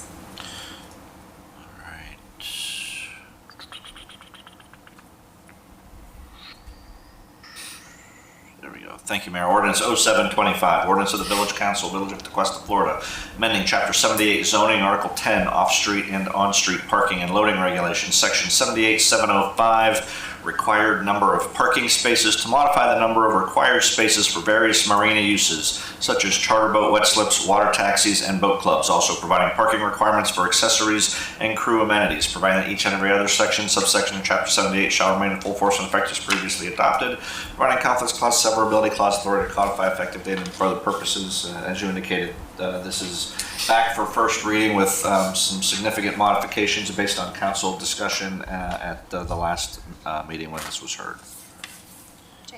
Thank you, Keith. Jay Huff, Community Development Director. As Keith said, this is kind of a continued discussion. Apologize to you guys for not putting this in old business and making you sit through a few things, so thanks for bearing with us here. So I'm not going to go through the full presentation. I'm just going to jump to what we did. So the proposed changes since the last meeting, there was a lot of good feedback from residents and a lot of good feedback from council as well. So we tried to kind of blend all that in and create a new code that it actually makes the marina code stronger and I think protects the village for future marina uses more than it currently has. And because this is actually a resident-driven request, Senate Bill 180 would not apply, right? You can't create more restrictive regulations, but in this case, the resident is the one actually requesting it, so that would not apply.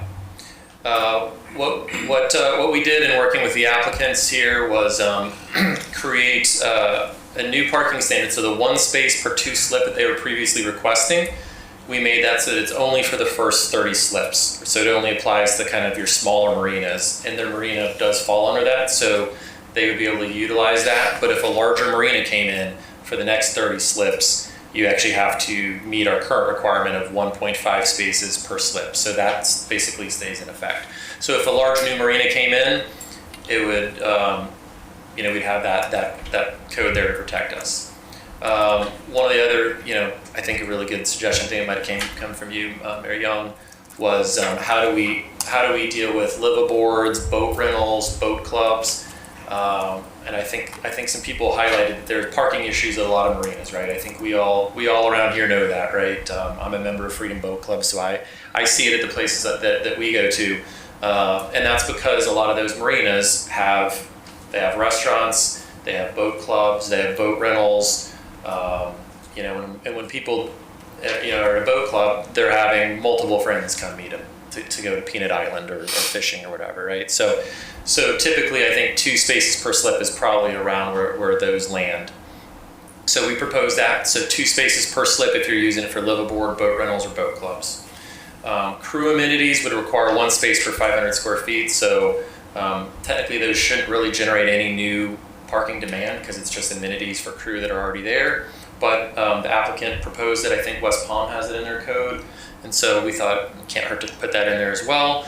And then, of course, we also added a provision that says all other uses will have to meet the parking space requirements for the individual use. So again, back to like Sailfish Marina that has a restaurant there, or Jupiter Point that has a restaurant. They have to meet that parking space for each individual use, and it would ensure us and give us some protection to make sure that there's not parking issues there. Here's the full code. It's basically everything I just said. We have in there also the same thing in there, 2 spaces for every charter boat as well. Or no, I'm sorry, 1 space for every 2 passengers on the charter boats. And as stated the last one, the PZB voted 5-0 to recommend approval of the ordinance as it was previously written. If you pass this tonight, we'll also be coming back with a special exception and a site plan at the November 13th hearing to coincide with second reading. The applicant is here. If you have any questions for him, I'm happy to answer them as well. Thank you, Jay. Council? One question, to make sure I heard you correctly. I think you said if the applicant requests stricter limitations or stricter policy, then that doesn't apply to the state bill? Yeah, Senate Bill 180 has a provision that says for applicant-driven requests, the Senate Bill 180, the stringency thing doesn't apply. Okay. Thank you, and I support the project and proposed changes. Thank you. My question is about the written code that you just had on that slide. I mean, it's a legal question, but it's kind of for both of you. I just want to make sure that it's for marina facilities only, and I say that for a hypothetical future look. If a condo building on the intercoastal got bought and redeveloped and they added a marina, the parking would be solely for the marina portion and not necessarily for the housing plus marina. So this is just for marina section only, right? This is just the marina portion, Okay. correct? Just want to make sure that they're not going to blend. Like, this is written for marina only. And I think the last sentence Yeah. of the new text is what addresses your concern with all I just other want to uses. publicly make sure we're on the same page, because we obviously have a lot of redevelopment and we think 30 years down the road, and knowing the sizes of marinas, I think 30 slips is a good number. Thank you for putting in the recognition of some of those difficult marinas, and they do have multiple uses, and that's kind of where my mindset was last time, was not this applicant's marina, but for the whole zone, we have to consider that the way it was written last time. So I appreciate the changes and the specifications and adding more details in. I think I'd be okay with it like this, as long as it's for the marina section only. And we are sure on that. Correct. Perfect. I just want to say thank you to the applicant for understanding, we just wanted to get it right. And thank you for your patience on that. And thank you for being a great partner with us for as long as you've been there. So I'm in favor of this.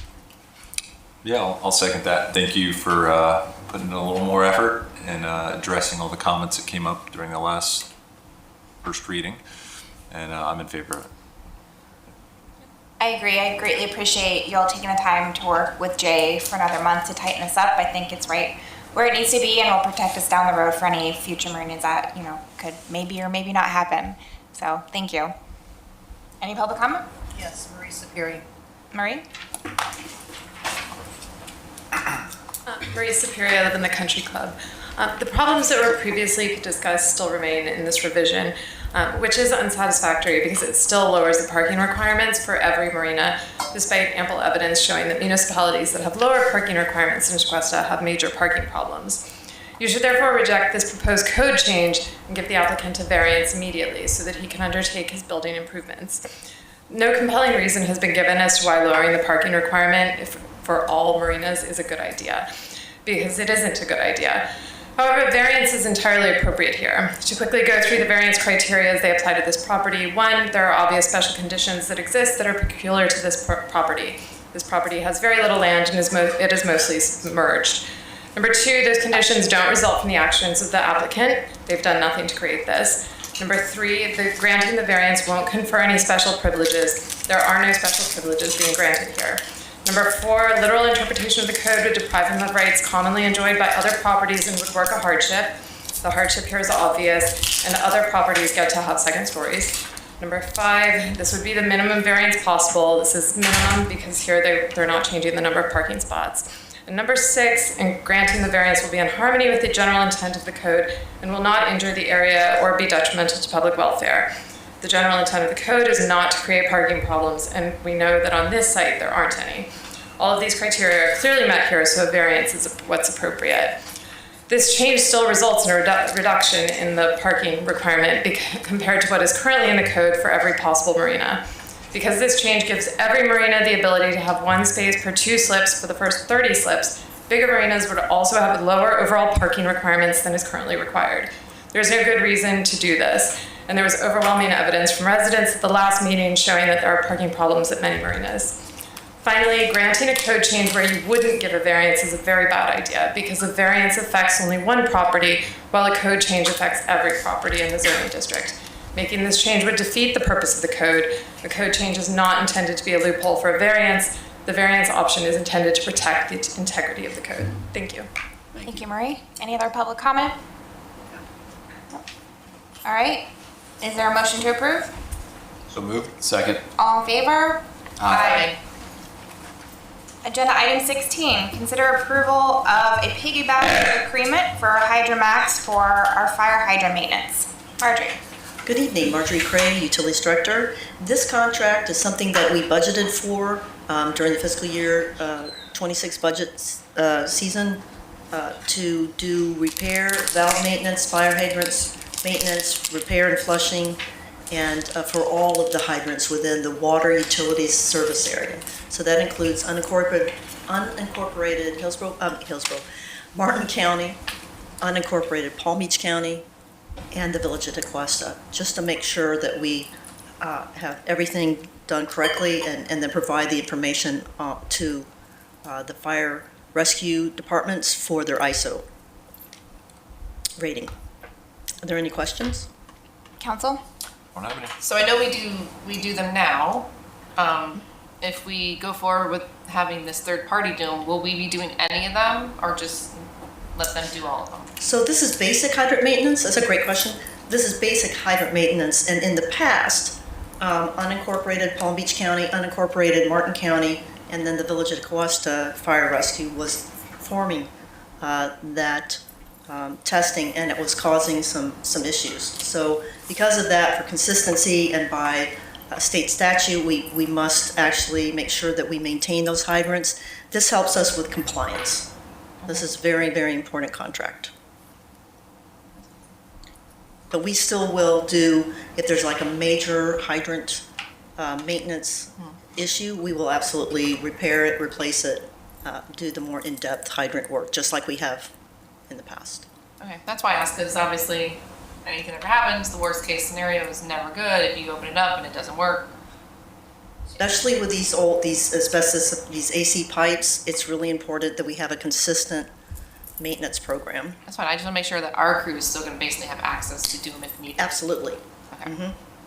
Yeah, if I can add on that small detail on the one that notices the hydrants, and not all hydrants and maintenance and upkeep is the same. And Tequesta is a level up on a lot of areas. And if you just look at the paint, the enamel, the differences, it's night and day to some places. So Thank you, sir. And we will, and this is leveling up to make sure that we're keeping it. Also, I don't know if y'all noticed the pink hydrants. I noticed. Yeah. We did about 7 this year again. And then the guys are wearing the pink shirts. It's in honor of Breast Cancer Month, so. I don't have any, I think this is a great opportunity for us to just really strengthen our maintenance program. My understanding that fire will still test a minimum of 25%. And if there's something that was a major repair or renovation, they will go after that. But it's great to have another set of eyes doing that. So great Yes. job. Thank you. And because of this contract, they don't have to, but yes, you're right. They want to hold them and love them and do some training on them. So, and the more, that's great. As long as, Yep, I had the exact same question about fire department and if they're going to still be testing or what their access will be. And Jeremy answered for me before the meeting, so I didn't feel the need to bring it up. But yeah, I find that funny that several of us had that same thought 'cause we see them out there, right? All right, is there any public comment? Is there a motion to approve? So moved. Second. All in favor? Aye. Thank you for the support. Thank you, Marjorie. Agenda item 17, consider approval of a piggyback agreement with Florida Design Drilling for our water well rehab. Marjorie Craig, Utilities Director again. This contract is a piggyback on Broward County to perform well rehabs. And I've come before you every year These are the 3 wells we're going to rehab, and the utilities update, I gave the ones that we're going to be doing in fiscal year 26. This company can do the rehabs for not only the superficial aquifer wells, but also for the upper Florida and aquifer wells. We've already done the specific capacity testing for the Florida and aquifer wells. We won't have to do any rehabs for those. Those are quite expensive, so we'll focus on the rehabs for the 3 superficial aquifer wells, and then also, if you've read through the utilities updates, we're having some issues with some of our superficial aquifer wells, and we will be using this company to help address some of those issues. Thank you. Council? Nothing. Thank you. No, any public comment? No. Can I get a motion to approve? So moved. Second. All in favor? Aye. Thank you again. Agenda item 18. Marjorie, don't leave. You're still on deck. Consider approval of the FDEP loan agreement for water main number 2 Beach Road replacement. So this, Marjorie Craig, Utilities Director, this agreement is for Beach Road. We've been talking about this for years. This is phase 2 of Beach Road, and we got approval for the SRF loan. And you know what you do is you apply, and they, back and forth. And this is actually the agreement, and we'll be able to bid out this project once that this is submitted to them, and then they fully execute it and give us back. Any questions? Council? None for me. Any public comment? No? All right. Is there a motion to approve? So moved. Second. All in favor? Aye. Agenda item 19, consider approval of a piggyback agreement with Odyssey Manufacturing Company for our, am I going to say this right, sodium hypochlorite, which is bleach. Marjorie. Perfect. Marjorie Craig, Utilities Director. We need bleach to treat our water, and this is the annual contract that I bring forward. Any questions? No. Any public comment? And the fancy name, sodium hypochlorite. Is there a motion to approve? So moved. Second. All in favor? Aye. Agenda item 20, consider approval of several agreements, 6 of them with consulting firms. Marjorie Craig, Utilities Director. This is about every 5 years we come forward, we do an RFP for under the Consultants Competitive Negotiation Act to get our stable of consultants, continuing services consultants under contract. A committee was formed, we negotiated, this was a several-month process, and we ultimately selected it, and I gotta tell you, we had a fantastic, just all of the submittals were great. It was a very difficult decision in many cases, and I felt really great that this caliber of consultants submitted these proposals to the Village of DeQuesta, and that really says something. So the top 6 on this list were selected, and I won't read them all out. You can see them, but we're very excited to move forward with this list, and we hope that you will consider approval. Any questions? Thank you. Council, any comments or questions? No. None. Any public comment? Nope. Is there a motion to approve? So moved. Second. All in favor? Aye. Thank you for your support, and we do have several other consultants here tonight that were selected, so. Thank you. Thank you. For sitting here tonight. Thank you, Margaret. We look forward to working with them. Thank you. All right, last agenda item 21, consider the replacement of the outdated parks and rec structures at DeQuesta Park. Doug? Good evening, Mayor, Vice Mayor, Village Council, Doug Chambers, Public Works Director. Staff is requesting consideration to replace outdated building structures at DeQuesta Park. The main storage structure we have right now is a barn that's about 50 years old. If you lean on it too hard, it's about ready to hit the ground. There's a hole on the roof. The walls are falling down, and it's past its useful life. We went out and we got 3 quotes for a new structure at the facility at DeQuesta Park. The building size is 40 feet by 80 by 14, so that's 40 wide by 80 long. It's a little bit larger than, to put that in perspective, the Girl Scout facility that's currently on location at DeQuesta Park. After reviewing the 3 quotes, we are recommending EverSafe building structures. They came in with the best, not only price, but their price includes installation. The other two proposals did not include installation. So, it is a phenomenal price. There's a picture of, example of the building. We can change the color of the building if council desires. It has 3 main roll-up doors, an access door.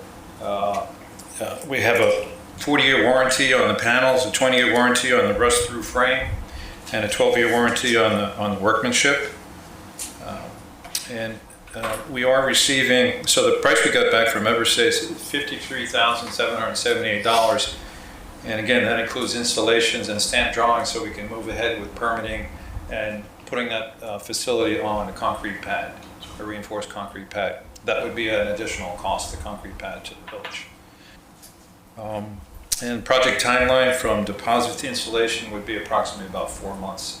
Most of that probably permit related, waiting on a permit through Martin County. And well, the pictures are not very clear right here. It's enlarged, but in the green there in the upper right corner, that's where we propose putting a new facility, and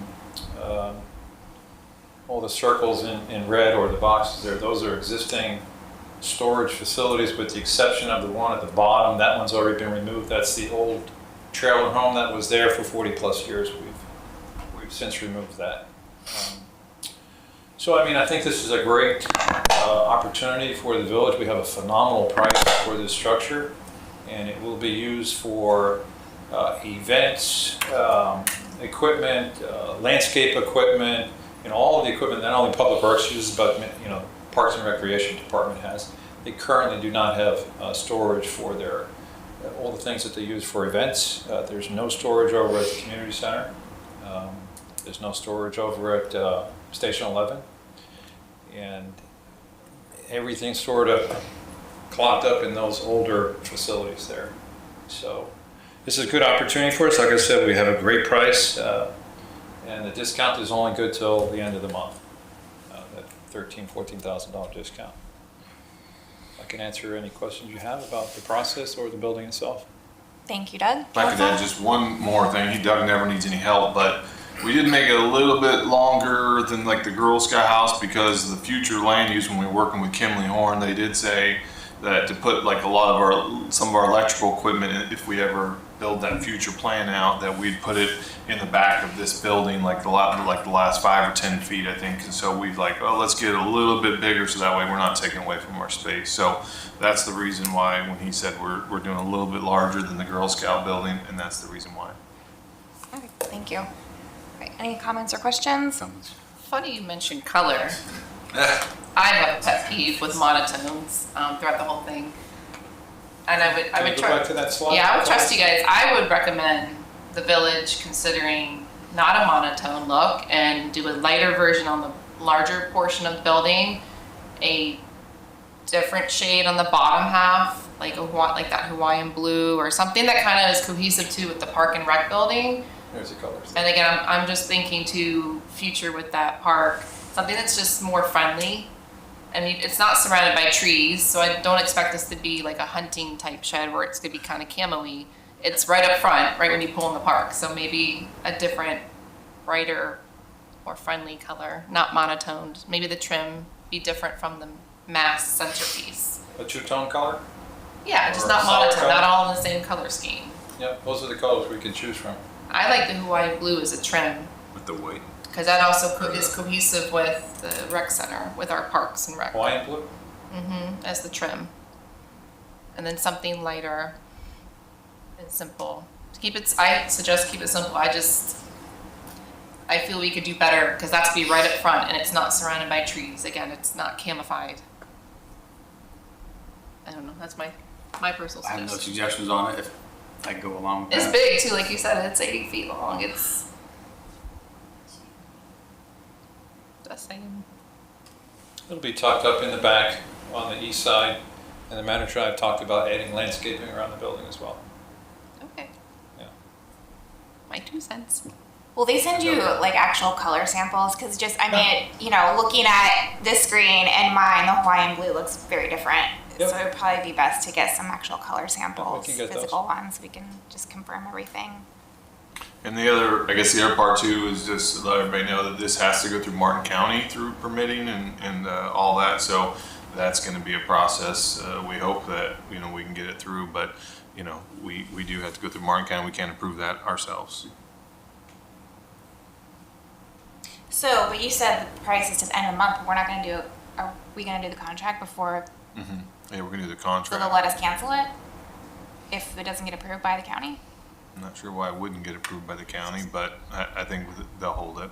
I mean, we'll work through that. I guess we just need to make sure, is the Yeah, contract if in they here? won't hold Probably it, is we in get here. we Is get there- denied. We'll bring it back to council if we don't think that it's going to go through. That's a good question though, because we have to issue a deposit. If this is approved tonight, we have to issue about an $8,000 deposit. And so I don't have the answer if that's a non-refundable deposit, depending on the permit. So what the deposit does is secures the building and it gets us the plans we need to apply for the permit. So, I mean, I can't see why Martin County wouldn't approve it. It's just a lengthy process. I mean, it's a facility that's going to meet all the building code requirements. And, Let's get an update for council and I'll provide it to them, you know, Yeah. what we come up with for that. That would make them, that way we can all be on the same page with it. Yeah. Would Martin County have a say on the color also? That they're going through their process? Maybe, I doubt that they're Okay. gonna, we've done some work out there with some sidewalks and some pickleball courts and Pickleball things courts. like that. They've had little resistance, just timely. Demo That's of the all. concession stands in the pavilion. And Yeah. They didn't care about the mobile It's homes just really sitting a out long there for process. years. for them. That's good. I support it. I don't have any more comments. I have faith you guys will make the right decision and do the right thing for the village. The deposit is 8,700. I'm sorry? The deposit is at the 8,700.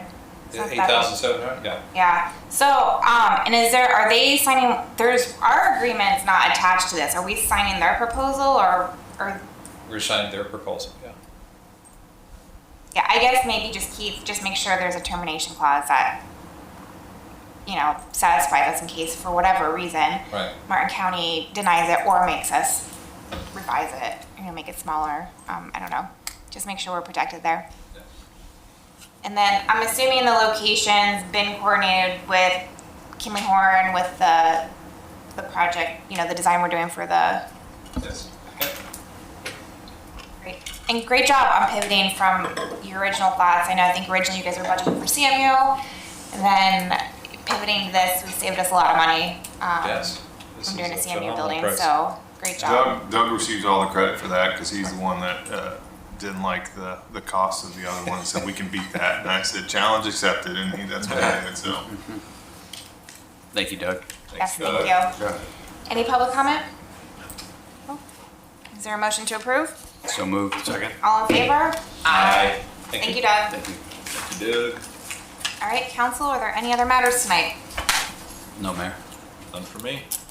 No items, just a thank you for you guys and your patience. I know we're always talking about Paradise Park, but I really appreciate the transparency in the process and making sure we're being fair to residents that we went through the process and we're fully transparent with it. So thank you. Welcome. Thank you. I learned a lot. I have one item. I attended a presentation from the Environmental Committee of North Palm Beach. And they are championing the first municipality to champion vertical oyster gardens. It's a very easy process where it's oyster shells hanging on a rope from your dock, so you don't have to worry about any land below. It's a free process. The Palm Beach County Fishing Foundation is championing that and paying for all these. And I would like, with staff's approval, is Tom Twyford is the director of the Palm Beach County Fishing Foundation, and would be willing to come make an abbreviated presentation to EAC to see if that's something that they would recommend. Again, it's no cost to the village or to the individual homeowner. You're basically getting a rope to hang from underneath your dock with about 3.5 feet of old oyster shells that are locally sourced. So it's keeping stuff out of the landfill, cleaning up the Loxahatchee River is what we would do it. Learned a tremendous amount about how the silt makes its way through the C51 and the C17 and when they open those, what's the word I'm looking for? Spillways, how it just rushes in and it just floats around. So these will, an oyster, not to bore you with details, but can filter 50 gallons of water a day.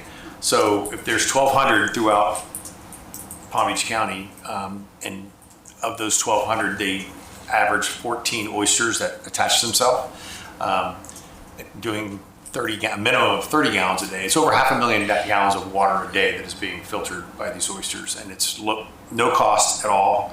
They will come and even install them on your dock. It's literally just a hook and they hang it right at the, it's intertidal, so you've got to do it where really, when you see the oysters on your pylons of your dock, that's the depth that you have, so it goes up and down. But if, with staff's approval, or at least present that to the EAC, I think it'd be a great program for us to kind of champion here a little bit and let our residents aware of what the benefits are. And I think it's a great thing that we could put in our newsletter, but I'd like to see if the EAC would approve it first. So I can forward all the information for the contact for Mr. Twyford to Jeremy, and you can get it to the EAC. Yeah, as long as there's no objection, I think it's a really good project for the EAC to look into, get us more details, and the council can come back with the ultimate approval for it. So. They won an award for it, didn't they? Recently? They've just started. It's odd for in South Florida. There's no community doing it, so No, I knew they were doing they just started it. It's fascinating. Everybody, I mean, they can't make them fast enough. The shells are bleached or dried, if you will, cured, and in MacArthur State Park. It gave them a couple parking spots, and they built what really looks like 4 like horse stalls with no roofs on them, and they just sit out there, and they're donated from the breakers right now and cotton capers. So it's keeping them out of the landfill. It's a commitment on behalf of, they would of course love to get more restaurants involved, but the restaurant has to take them out of the garbage and store them in their cooler, so they're not sitting outside. So there's a big commitment to get that done, but it's nice. It's locally sourced, cleaning local water. You can see that more municipalities do. You can see the demand would probably It does. outweigh the supply. Like you said, with only, if not more restaurants or like seafood markets contribute. But that's great. That's a great thing they're doing over there. I think that'd be great for EAC to look into. All right, anything else? No, ma'am. No? Motion to adjourn? So moved. Second. All in favor? Aye.